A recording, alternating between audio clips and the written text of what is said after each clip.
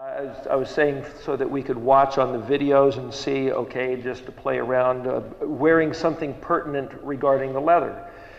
So on the chart that we have out there, the letters in green, not that necessarily anything about the letter Zayin has to do with greenery, but quite often the letters are keyed in with significance to the colors. But the Zayin is the green letter, the seventh letter, and this robe actually happens to be a Scottish plaid called black watch.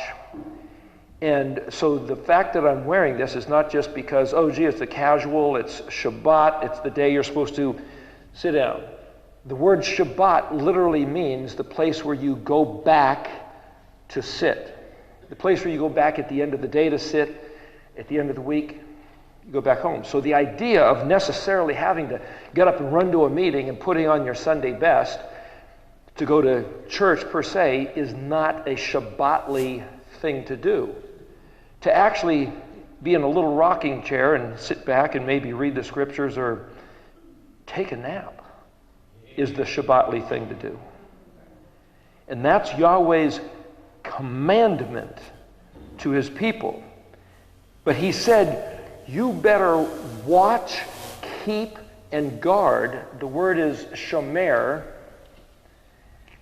Shin, Mem, Resh, and that we're supposed to hear, believe, and do is actually the word Shema, Shin, Mem, Ayin. And so you'll see that the difference, the word Shem is the same for both words, but here we have a Resh, and here we have an Ayin. Well, those letters are later on in the alphabet, and we'll get to those. Let me grab the Shema here.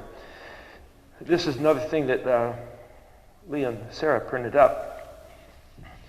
The word Shema basically means hear, believe, and do.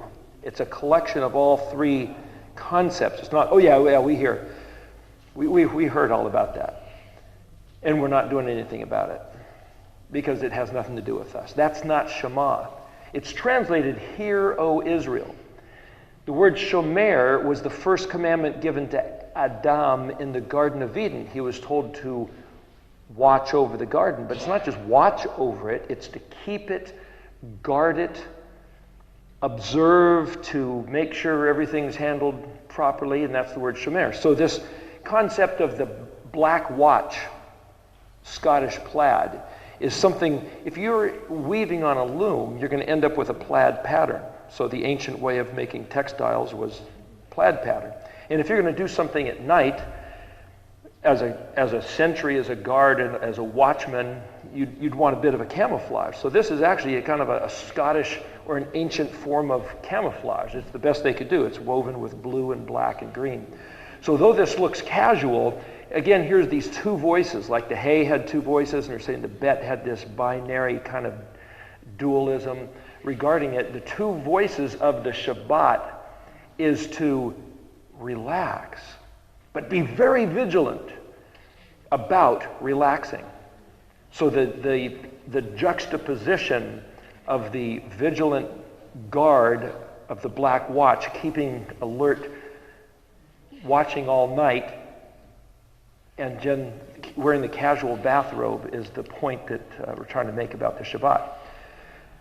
So, also that it's a very casual day. Here's some, greenery, and just to say, imagine just sitting in your garden on Shabbat. If you just sat in your garden on Shabbat and just kind of casually fell asleep in the sun or listening to the rainfall, you'd be keeping the commandments. However, we have been told, I just heard a preacher on the radio the other day, he said it again. And he said this: the only reason that the law was given to the people of Israel was to show them how difficult, how impossible it was for them to keep. They cannot keep it. Therefore, they were getting destroyed, and therefore, we were given this new covenant that we don't have to keep it because it was kept for us. So the casual break is to stop and think about it. So you could say taking a Shabbat is a Selah. It means to stop and think about it. So the fact that you actually come to you have a momentum, and all of a sudden you come to a stop. Well, that's what the letter Zayin is about. It's drawn as an axe. Okay, we'll get into that in a moment when I move over there. But it can be any kind of a weapon. It can mean a knife, or it can mean a spear, or it can mean an arrow, a projectile. It's something that cuts. It's something that separates something from the rest. So the seventh day was specifically cut off by Yahweh from the other 6 days back in the first week of creation. This one particular verse is called, in reference, the Shema, and I'm not sure how many people know it. I would expect that most people here know it. And it's said that observant Jews will say this once a day, 3 times a day, however many times a day, and it's like, now why do they consider this verse so important? Out of the entire scriptures, why would they think this is the most important? As a Christian, you might never have heard of it. If you did hear of it, you heard it said like this: "Hear, O Israel, the Lord our God, the Lord is one." But that's not exactly what this says. And again, it's hard to see because this is designed to peel off, and Leo's had made these for, like I said, to put on your, like above your windshield or maybe above your door. The word mezuzah means door frame or doorpost.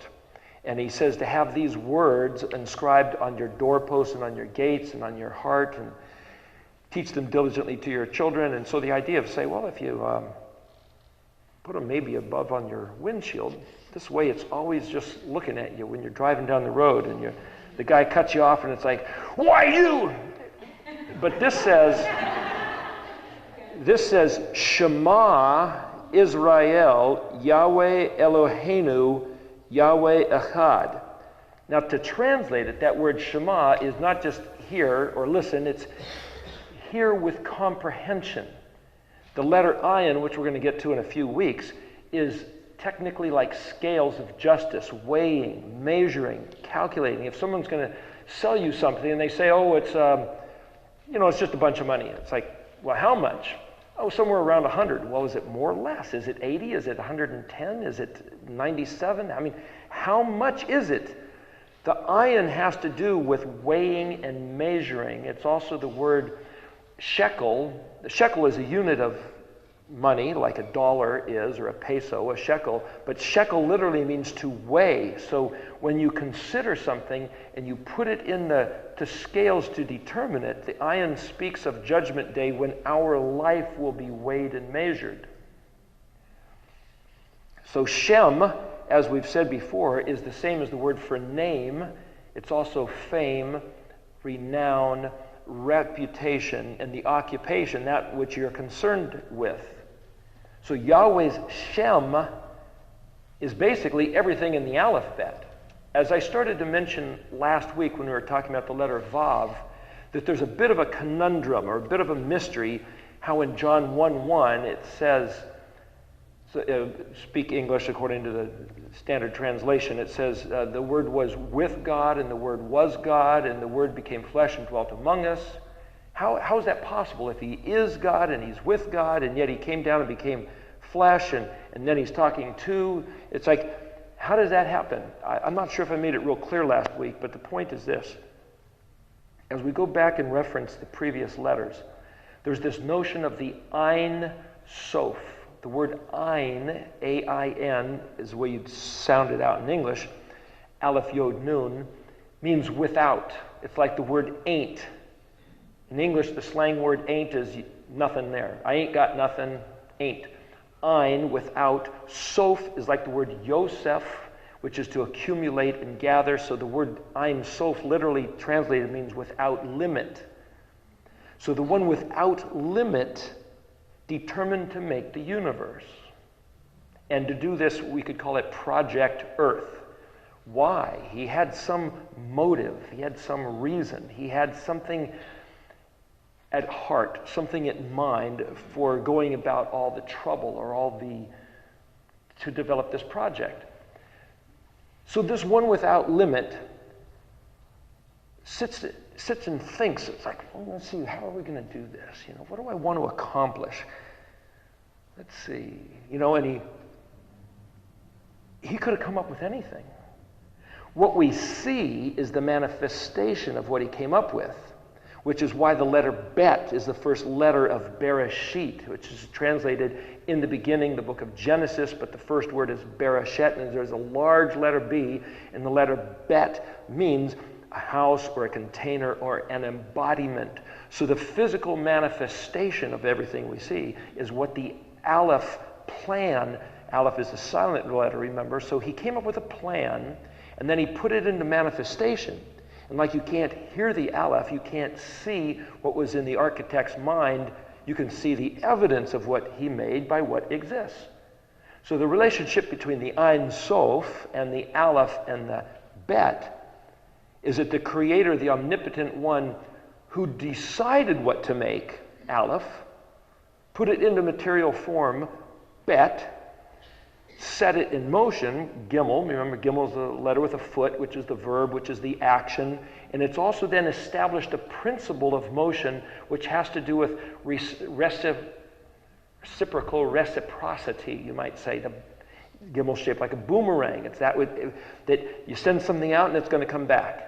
He embedded this concept of the circular return motion right there with the primary concept of the Gimel. If you set something in motion and it's going to come back, it's like, okay, is it on a mandated track that it can't get off of? It's like you build a model train, you put it on a track and it goes around in circles. Dalet represents like this fork in the road, a choice, a door. You have a threshold. Do you go this way or that way? Do you want to stay here? Do you go there? And like with Bet, the Bet can be translated when it's a prefix as in and with and through and among, but it also can be used as translated as against. And we talked about when Aleph being one, being echad, is complete. Once you have another, now you've got the potential adversary. So if you're a parent and you have a son or a daughter, when they get to be a teenager, typically they become adversarial. They go through that phase, but then they also have the chance to come back. So Gimel represents this tether, this feeding, this supply, also the choice of motion. Dalet is this choice to come back, but Bet represents the fact that he gave the cutting loose and says, now you're your own independent person, and now you've got these choices. So if we sit there and say, well, how does every letter represent the Mashiach? Who is the Mashiach? Who is the Messiah, the sent one? It's like, well, if the Aleph is the plan that the Ein Sof came up with, then we don't know anything about the Ein Sof other than what he showed us in his plan, which is Aleph through Tav, these 22 letters. Therefore, he held himself as being completely invisible other than what he manifested of himself, which is these 22 letters. In Deuteronomy 29:29, it says, the hidden things are unto Elohim. In other words, what he didn't tell us, we don't know anything about. We only know what he showed us. What did he show us? The 22 letters, and then the expression of the 22 letters in the physical universe, which is the Bet, which is the manifestation of everything he had in mind that he embedded in these 22 letters that's represented in the physical creation. So you could say, well, whatever he didn't tell us, he didn't tell us. That's his business. But what he did tell us, Deuteronomy 29:29, what he did tell us is for us and our children to keep the words of this Torah. Now the interesting thing, and I'm kind of going over a few things here, but the interesting thing about the words for us and our children, it's lenu ve labenu in Hebrew, and it's got dots above those words. And when you dot something, it's like nicks, like putting little nicks, like these little dots on the edge of this furniture here. The word nikad, or nikadamon, Nicodemus, the one who came to talk to Yeshua, his name means nicked, the first part of his name. And if you look back, it's saying, well, wait a minute, perhaps is this some sort of tricky little code that if you Nobody knows why Nicodemus came to talk to Yeshua at night. He never really got a chance to lay it out. But if you look at the spelling of his name, and it means nicked, and then you look back at this place in this verse, and it says, this has to do with keeping the words of the Torah. And then you look at the other place where the word is nicked, which is where Jacob and Esau met to reconcile, and Esau fell on Jacob's neck and kissed him, and the word kissed has dots above it. Does this have something to do with the reconciliation of what? Of the great cutting off. Israel was cut off, was divorced. Israel was cut in half. You had the northern kingdom and the southern kingdom. The southern kingdom, Yehuda, they came back at the time of Daniel. They came back and rebuilt the temple, came back to Jerusalem. The house of Israel never did come back, and from what people say, Stephen Collins and others who's done this research, Yair Davidi and a couple different authors there, Ephraim has never come back. The northern kingdom is never on record as collectively coming back. It's called the Great Diaspora, dispersion. And yet, when Yeshua came, he said, I've only come for the lost sheep of the house of Israel. Wait a minute, I thought he came for the sins of the world. I thought he came for everybody. I thought he came for the Hindus and the Buddhists and the pagans and the heathens and the, what does he mean that he's the lost sheep of the house of Israel? An exclusive reason for coming? Well, what's the reason why he created this whole place? The point is, what he revealed about himself is in these Aleph Bet letters. And all we know about the omnipotent, unlimited one is the limitation that he gave us in these letters. If somebody says something about God or the Creator or Yahweh, what do you know about him? You only know about him what he gave us. You can say, well, he's the creator of the universe. The letter Yod is the hand that creates. The letter Bet is the material manifestation of everything that he made according to the plan Aleph. So the fact that he's the creator of the universe according to a plan is simply three of the letters. It's still not outside the envelope of this container of the letters.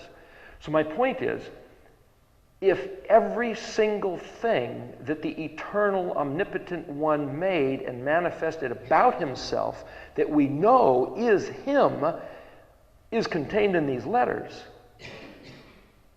then you could say, do these letters limit him? No, they only limit what he chose to display about himself.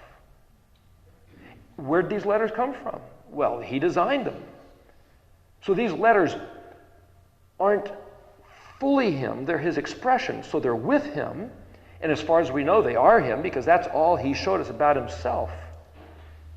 But then he took what was expressed in these letters, called it the Word, because letters are used to make words, and if you could say, what if there was one word with 22 letters, what word would it be? Well, it would be the Hebrew alphabet. And what would it mean? We talked about this over the last few weeks. If that word was manifested as a sound, what would it sound like? A voice speaking. What would it say? It would only say the things that were Yahweh's expression of truth, because he is truth. Everything he would say would be the truth. He could have said a lot of things other than what he told us. But again, as in Deuteronomy 29, all he said was, I've got a limited package to reveal to my creation, and this is what it's going to be, and it's contained in these letters. If those same 22 letters were put into the form of a person, the Word made flesh, we say, oh, I recognize that concept. That's who Yeshua is. Yeshua is these 22 letters and everything they represent about Elohim, the infinite Almighty One, in a human form. And then his job was to express it perfectly. Everything he said and everything he did was only what he saw the Father saying and doing. But then you go, hey, wait a minute, now there's this other question about the Father and the Son. It's like, wait a minute, let's not even go there. I'm trying to stay to a little bit more esoteric. I'm not trying to get into debating doctrines and theologies and religions. I'm trying to express how this alphabet works.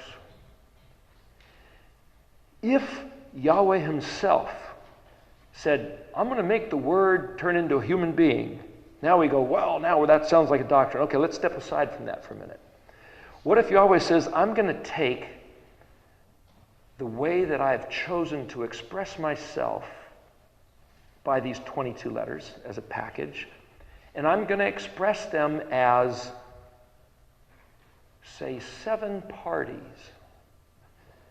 7 parties? It's one thing to say Yeshua is the Word made flesh, but how can you say Yahweh is now expressed as the, you might say, the protocols or the processes of 7 different parties? Parties? It's like suddenly this kind of defies our imagination. We don't know what to do with it. It's like, here's the point.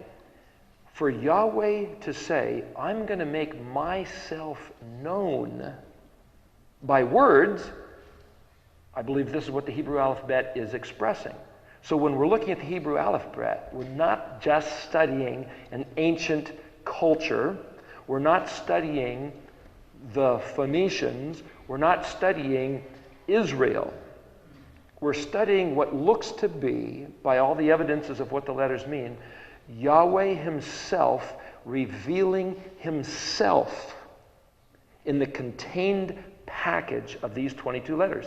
These are all we know about he himself, what these letters represent, which is why I'm trying to show you more than just the shape of the letters and the simple shape, meaning of the letters, but the fundamental use of the letters, how the letters are used in Scripture, because you'll realize these are concepts.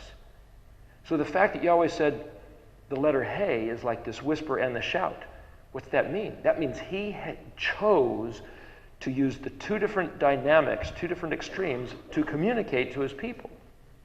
One is like looking at a bouquet of flowers. Can you hear the message? It's like a whisper. The beauty, the intricacies, how much is in there? And we mentioned George Washington Carver found so much in just a peanut. And then the shout, the sound of the shofars.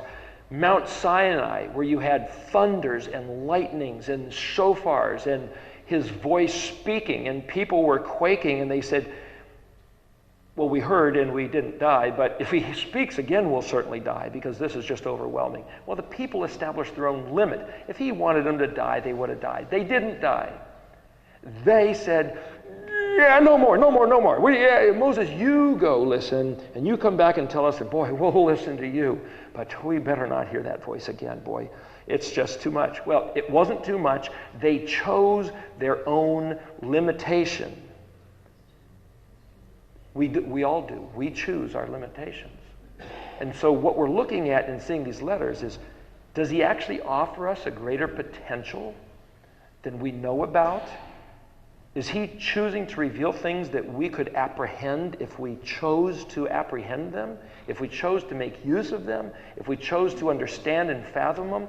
And if somebody says, the only reason he gave the law is because it's impossible and it's a stick to beat you with, so you'll appreciate the relief of not getting beat when the new covenant comes. And you go, oh, yes. It's like, what if that's not true? So we talked last week that perhaps there's another story, a conspiracy theory. You know, they say if a detective is doing some work, follow the money, follow the motive. Who has what motive to commit what crime? Well, for Israel to not keep the covenant is the crime of the century. It's the crime of the millennium. It's the crime of the universe for Israel to not keep the covenant. Follow the money. Whose interest is it for Israel not to keep the covenant? Well, if you look at the terms of the contract Yahweh made, he said this to Israel. He says, Israel's my firstborn.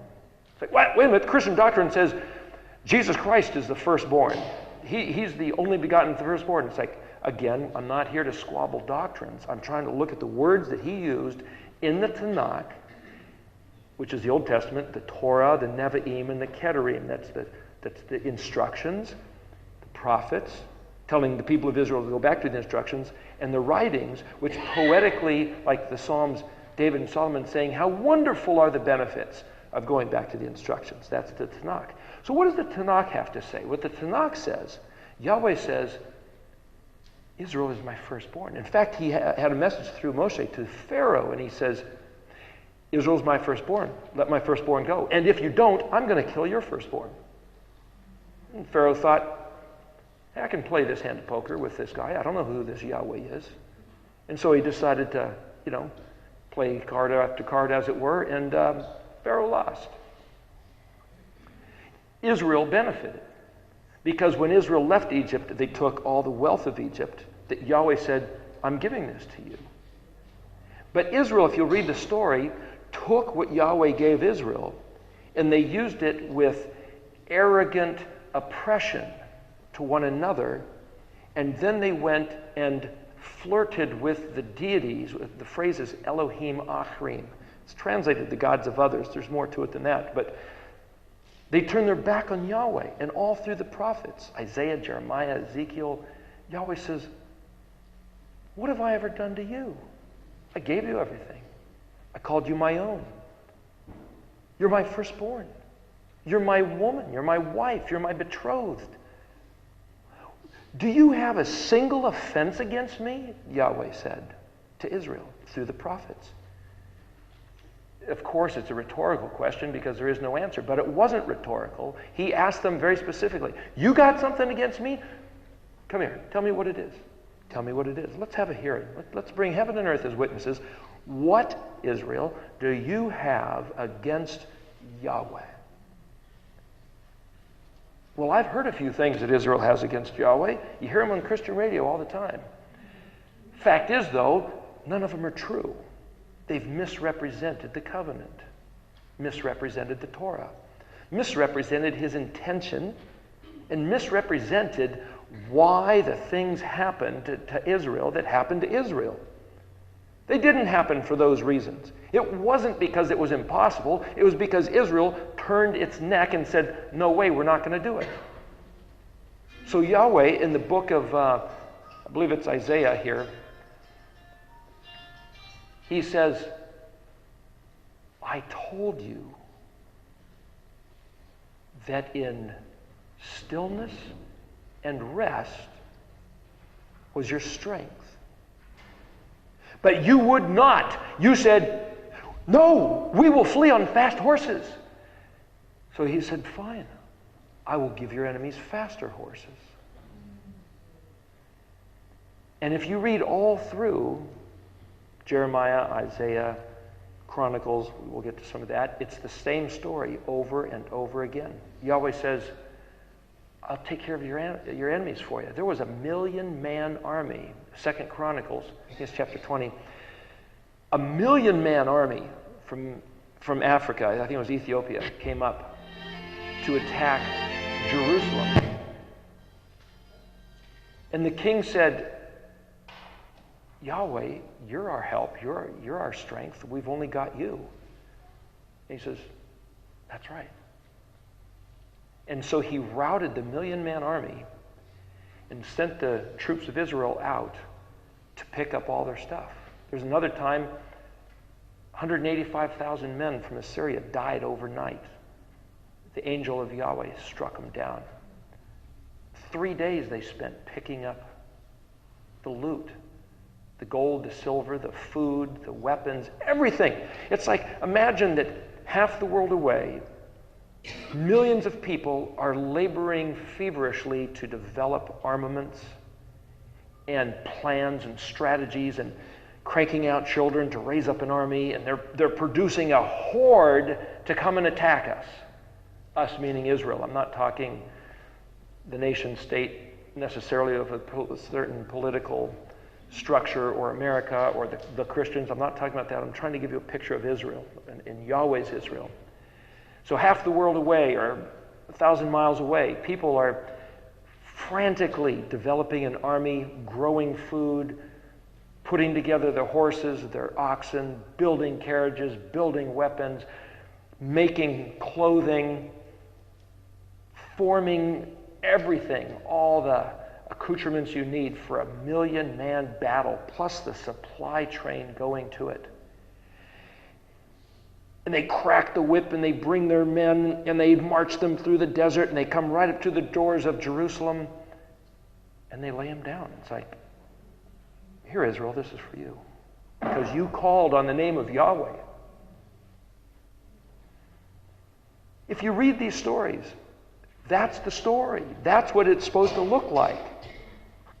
I think it was Hezekiah or Uzziah one time, though there was a great saving done where Yahweh helped Israel, another occasion came up and he turned to the king of Syria, the Arameans, to make a deal with them. And Yahweh said, because you've done that, the Assyrians are going to forever now besiege you, and your enemies will always aggravate you. You should have turned to me. It's like, the question is, what did Yahweh give Israel in the covenant? Israel was his set-apart people. The letter Zayin is the letter which, it's the axe. It's the weapon that cuts off and separates. It's a picture of the day which is cut off and separated. It's a picture of the 7 festivals of Leviticus 23, which are cut off and separated that the rest of the world doesn't regard. The reason why the people that I know who choose to observe, here's the festivals, Leviticus 23. It starts off with Shabbat, the 7th day, and then it goes on to Pesach, which is Passover, Chag Hamatzot, which is the Chag. I think the word we get, why do people have a big hog for a feast? Because the word Chag, Het Gimel, in Hebrew is the word for feast. So you have a giant pig that you have is a feast. That's the word Chag, right? English and Hebrew has a lot of blending going together. Chag Hamatzot is a festival feast of unleavened bread. Shavuot, the festival of counting. Shavua is the word for 7. So you could say, well, Zayin is the 7th letter. But Shin Bet Ayin, Shavua, is the number 7, or to count to 7, or to do something 7 times. Or even the number 70 or 1/7 is like, right, using the same letters. Those are the spring feasts. Then you've got the fall feast. You've got Yom Teruah, Yom Kippur, Sukkot, Shemini Atzeret. So this reckoning of counting I showed you is a little different than most. Todd Bennett also looks at this, but instead of saying Pentecost or Shavuot is 2 festivals, the first day being one, the last day, Pentecost, count 50 being the other. If you say, well, it's a 50-day festival, it's counting to 50. The festival is Shavuot, counting 7 sevens, and then the 50th day. So if that's all one festival, it means Shemini Atzeret is the last festival. Well, the word Shemini is the word 8. It also means my oil. And then you wonder, well, gee, there's those 10 bridesmaids. What was the oil? Just making connections here, separating some of these dots. And then Atzeret is an assembly. So if that's the last one, which is always forgotten, because they say, oh, the last day is Sukkot's 8th day. No, Sukkot's 7 days, and then there's an 8th day festival. Just like Shemini Atzeret is tossed aside, the Sabbath day is tossed aside. If you look at the pattern, what has been tossed aside? The covenant to Israel. Follow the money. Who serves to gain? Well, look back what Yahweh said to Israel. I'm specifying you out of all the peoples of the earth, he says, for the whole world is mine and everybody in it. But I'm choosing you, Israel, and I'm giving you my ways, my covenant, my promise, that if you keep my promise, my ways, my words, then the blessing will be manifest in you, through you, to you, in the sight of everybody else on the face of the earth. You will receive the regard of my favor, the blessing. But if you don't, then I'm going to take what I would have given it to you and given it to your neighbors, your adversaries, those who hate you, who will take what was yours and use it against you. And they will loathe you and despise you and torment you and frustrate you and grind you all the days. That's the curse. Read Deuteronomy 28, 29, 30. It's also in the book of Exodus, the book of Leviticus, and it's all through Jeremiah, Psalm 78, Ezekiel. It's all over the place. So what's happened? We look at the history of the face of the earth, and it's like, what's happened? The curse. Has Israel ever got to come back to the land? Well, with David, they got back there and they started conquering, and then Solomon took over a kingdom at peace, and he built cities, and he had heavy taxes, and he said he had silver as plentiful as iron, and gold as plentiful as bronze. Or something. I mean, in other words, gold and silver were so common, it's just like sticks and stones, so much. And yet he had heavy taxes. And so when he died and his son took over, and it's like, they said to him, please, will you lighten up on these taxes? And he said, well, he asked his father's counselors, and his father's counselors said, lighten up on these guys and you'll win their hearts forever. But then he asked his young men, his peers, and they said, oh man, you got to show them how tough you are. So he said, oh yeah, I'm going to be tough. My father lashed you with whips, I will lash you with scorpions. And that's when Israel said, that's it. What have we got to do with the house of David? To your tents, Israel. In other words, every man for himself. We're out of here. Nor the 10 tribes left. They've never come back yet. Now, people talk about the end of the world coming. Some people are saying May 21st of this year. Other people said 1984. Some people said 2000. The point is, Yahweh said he was going to bring Israel back. Join two sticks like one in his hand, the house of Yehudah, the house of Israel. Has that happened? People say, oh, it happened with Yeshua. That's right, with Jesus. He brought the house of Israel back. Did he? You read in Jeremiah 31, he says, I will write a new covenant or a renewed covenant on your heart, and you will want to do the covenant. You will want to do the Torah. You will love the Torah. I'm quoting from a couple different places here, kind of non-specifically. Could it be that the New Testament church, as we've heard it to be for these past 2,000 years, is that new covenant in Jeremiah 31:31? If he says, I'm going to write the new covenant, the renewed covenant on your heart, the one that you broke, dropping tables of stone is a picture of that, and you guys are going to love to do my covenant. Again, I'm paraphrasing a couple different verses. It hasn't happened yet. I don't ever much recall hearing a Christian sermon where they're talking about loving to keep the law, the instructions of the Torah. As a matter of fact, I've heard nothing but scorning regarding keeping the Torah. And there's verses that talk about those who scorn the Torah. There's a verse that says, you who hate the Torah, you who despise the instructions, the word Torah means the instructions. It's like scientific theory, literally. Theoretical instructions is what the word Torah literally means. You who despise and hate the Torah, even your prayer is an abomination to Yahweh. Now, I'm not trying to pick on the Christians, but what I'm saying is they come off as being the most godly, the most reverential, the most, oh, we love you, Lord. Do they love his Torah? And when I say they, I'm not talking about any individual. I'm talking about a collective consciousness. I'm talking about a great big mind meld of Christian thought. I've heard Christian preachers, even the week of Easter, despising the Torah and yet praying to their God. And yet the Torah, the Tanakh of Yod-Heh Vav-Heh's covenant to his people Israel says very clearly, we talked about this last week, the meaning of the letter Vav is a yoke. Here, I'll make it easy, you guys. This is what Yahweh said. The way you treat my Torah is the way you're going to get treated. If you regard it, you get regarded. If you despise it, you get despised. If you seek me, I will make your enemies be at peace with you and afraid of you.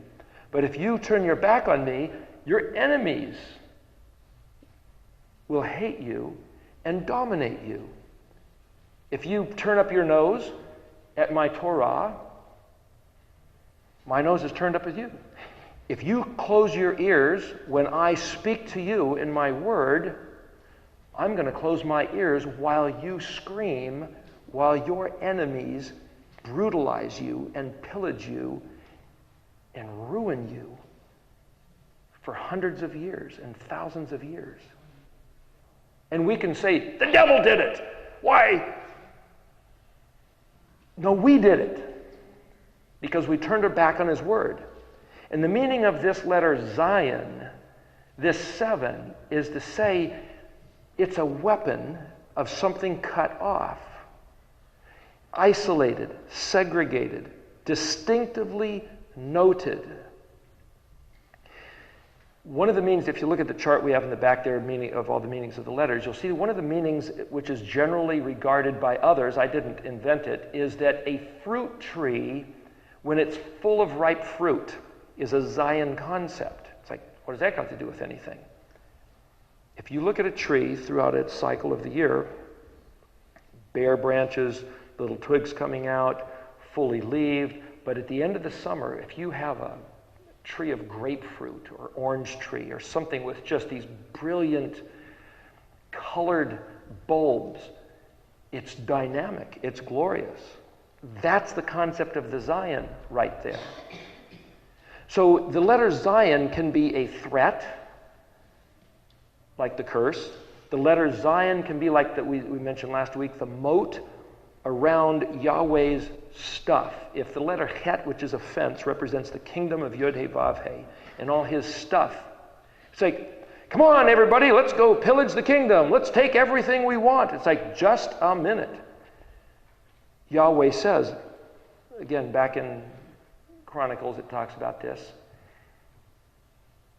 There was a king, I think it was Josiah, who found, there's a number of stories. Read the book of 2 Chronicles. I asked you to read the book of Jeremiah last week. Read 2 Chronicles.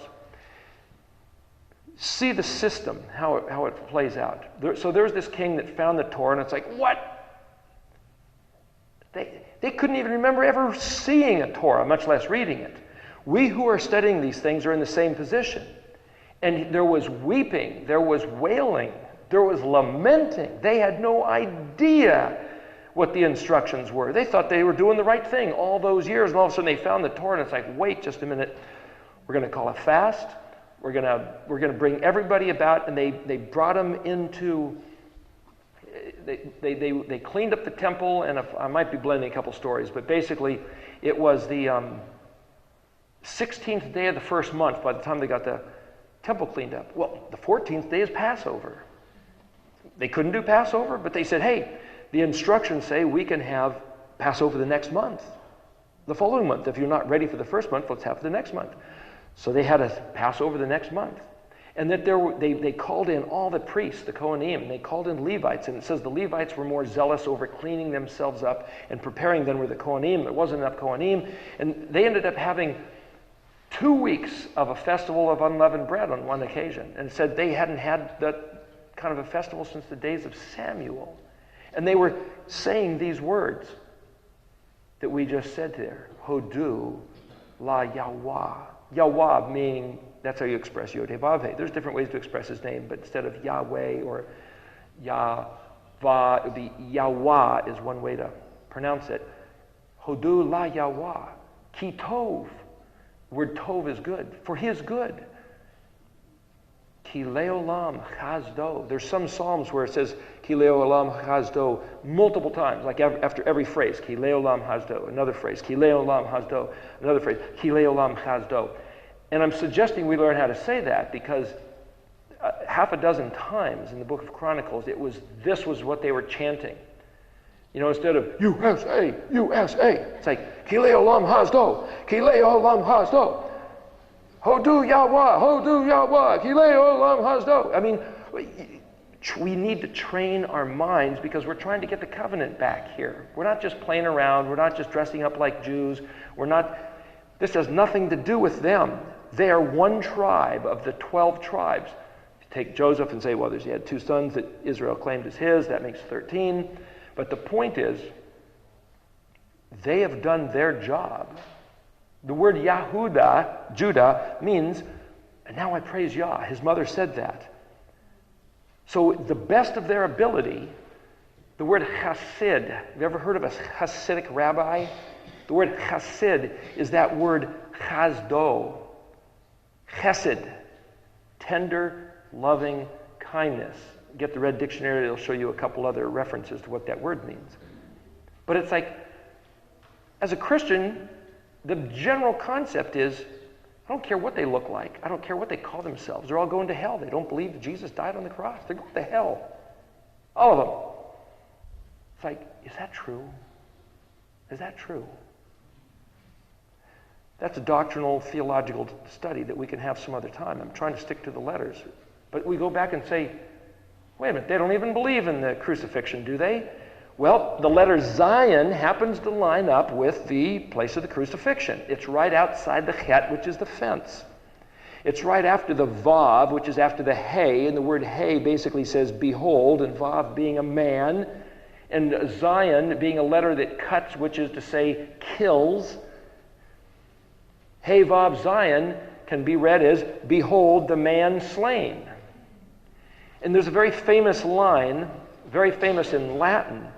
Pilate had Yeshua standing there. He had just had him ripped apart with sharp pieces of metal on the whips, which is why I wore the ghillie suit last week, to show the shredded body. He came shredded, crown of thorns on his head and a purple robe on him, and he came out and Pilate presented him, and in Latin he said, Eche homo, behold the man. Or you might say in Hebrew, Hine ish. Now, is he speaking to Yeshua? Maybe.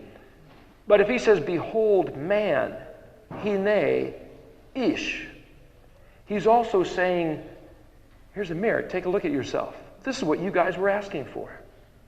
You, me. This is what we have done to the Word. This is what we have done to Yahweh's manifestation of himself, his Word in human form. Every day that we say, oh man, he gave us the Word because he hates us, the Word is impossible, it can't be done, no good can come of it, we're doing the same thing to the Word. Every time we speak those words, it's another whip across his back, it's another page ripped out of the Scriptures. To learn these letters is to behold Yahweh's face. When he puts his character and his nature expressed as 7 festivals, then those festivals are Yahweh himself. It's not, okay, let's do some Jewish parties. No. Yehudah is the one tribe who has kept the Torah sacred. That can be said for no other tribe. Thank you, brother Yehudah. What has the other 12 of the 13 tribes done? What's Benjamin done lately? Anybody heard from Naphtali or Zebulun or Gad or... Where's their claim to fame? On the breastplate, there was 12 stones, each one or and tum. Or is light. Orim would be the maximum light. Tum means perfect. Tumim would be the epitome of perfection. 12 stones, Orim and Tumim. The best spectacles of their type, with lights and integrity. Each of the 12 tribes were trying to show, you might say, dispositions of humanity in their perfect form, displayed 12 different ways, and Yeshua, the collection of all 12 of them, the quintessential Israel man is Yeshua. But what about those 12 tribes? Did Yahweh put the burden of full human perfection on every one, or just take your job, 1/12? like men on a construction crew. This guy's doing the excavation, this guy's doing the concrete, this guy's doing the framing, this is the electrical, this is the plumbing, this is the roofing, this is the drywall. Everybody has their job. Okay, Yehuda's kept the Torah. Where's the rest of us? You think the Christian church is Ephraim, is Manasseh? Have they kept the Torah? Have they been praying to Yod He Vav He? Or do they keep Sunday, Christmas, and Easter, which are pagan, which came as a blending of paganism? You look at Ezekiel, I think chapter 40, and didn't Yahweh have a criticism against Ephraim for bringing in the unclean, the defiled, the heretics, and blending them into the temple service? The reason why the people that I know keep the Shabbat and the 7 festivals is because they are Yahweh's. We can look here in 2 Chronicles again, and it says that when the Kohanim, when the king, the Melech, when they found the Torah scroll that had been hidden, and they read it, and they saw that there should be a distinction between the Kadosh and that which was twisted and blended with pagan neighbors, Elohim, religions, they separated, they cleansed, they stopped what they were doing, which they didn't know before was wrong, and they started to do with the zeal of their heart what Yahweh had instructed. That is what this letter represents. That is what the people I know around here that are turning their back on Sunday as the holy day and Christmas and Easter as the expression of Yahweh's heart for the sake of the 7 festivals. It's not that we're despising the coming of the Mashiach, the sent one who came from heaven to earth enclothed, camouflaged in the flesh of a man to redeem the wayward lost sheep of the house of Israel and Yehuda and to put them back on the right track, but he came at Sukkot, the time of the festival of the tabernacle of the temporary dwellings. And he died at Pesach. Ishtar is named after Ishtar, which is the Ashtaroth, which the Ashtaroth and the Baal, which is the Lord, are the 2 great deities of the Canaanites that Yahweh said repeatedly that he hated, and he didn't even want their names coming out of his people's mouth. For the people of Israel to say the word Easter is an abomination and an offense against the very clear, direct words of Yod He Vav He to his people. The letter Zayin is distinction. Cut it out. Cut it off. The reason why we try not to say the word God, even though Gimel Dalet is the name of one of the tribes of Israel, is that the word God, as a phonetic sound bite, is the name of the Canaanite deity of fortune and luck. Yod He Vav He never referred to himself as God. Elohim means powerful, mighty one. Yod He Vav He pronounced maybe Yahweh, Yahweh, Yahweh, Yahuwah. There's a number of different ways, but the letters are Yod He Vav He. You'll read in the Jewish Tanakh and they call it Hashem or Adonai because they don't want to profane his name. But in Babylon, if you mention their deity's name, they cut your head off. You were put to death. Babylon, you're not allowed to mention Yod He Vav He. Yahweh himself said he will take his name out of his people's mouth because they profaned it. But it is the great blessing for Yahweh to restore his name. And what he says in Exodus, he says, in all the places where I permit or allow or cause, depending on how you translate that word, in all places I will see to it that my name is remembered. There I will come to you and bless you. You read the book of 2 Chronicles again. Solomon, having read the Torah, found the promises, pulled them out, and held them in front of Yahweh's face. Read his prayer when he was dedicating the temple. So I'd like to do the same thing. Yahweh, you said that wherever you allow or cause or permit your name to be remembered, your Shem, which is not just Yahweh, a soundbite, or the 4-letter tetragrammaton, tetra meaning 4, gramma being Greek. Tetragrammaton is not the Hebrew way to say Yahweh, it's the Greek words describing the 4 letters. But Yahweh, you gave us 22 letters, which is your Shem, your name, your fame, your renown, and your reputation. The 7 festivals are your name, fame, renown, reputation. It's your face revealed. So is Yeshua, the one you sent to save us. You said in all places where you would allow or cause that to be remembered, you would come to us and bless us. Please, Yahweh, we beseech you, forgive us for our past ways and the ways of our forefathers, and come to us and bless us. We are sick of the domination of our enemies, of the curse that we've inherited, the foolish, vain ways in which there is no profit. We request your blessing. We request you to turn around this thing, as your word says. And here we stand on our faces, seeking you, lifting up your name, and saying, Hodu la Yahweh ki tov, ki leolam chazdo.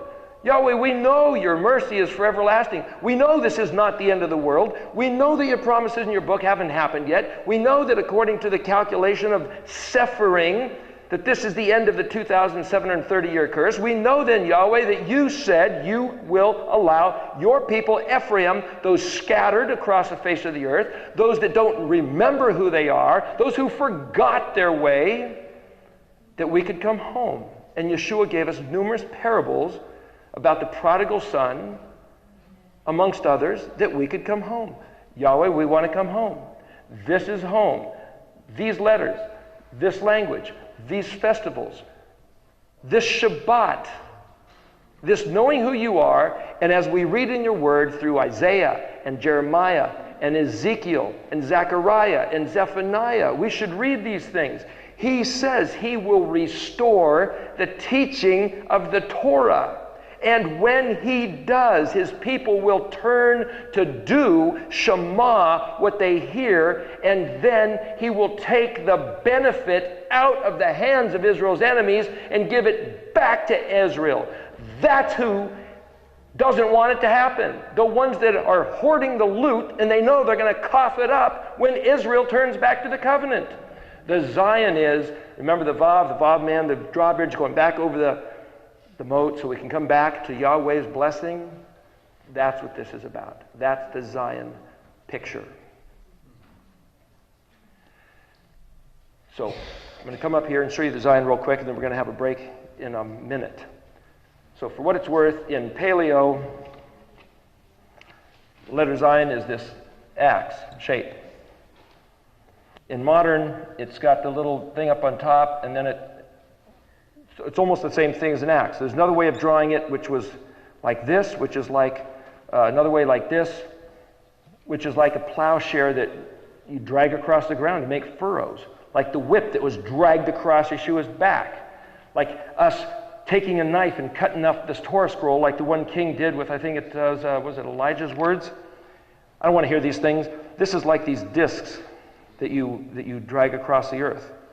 That's the letter Zayin. If you picture it as the weapon, and I'm trying to give you these concepts, so when you see the letter Zayin, you realize this is a cutting. This is something is separated here, something isolated, and it's also the notion that we can be his separated, kadosh, favored people if we choose to be. I'm not telling any Christian that they must be, or they have to be, I'm just saying, I'm speaking to the world here, the scattering of the tribes of Israel that lost their identity, as well as anyone who wants to come to the kingdom of Yod-Heh-Vav-Heh. The drawbridge is down. We can come back to his kingdom if we will reverence the words of his Torah in Mishpat and Zadikah, which is justice and right ruling.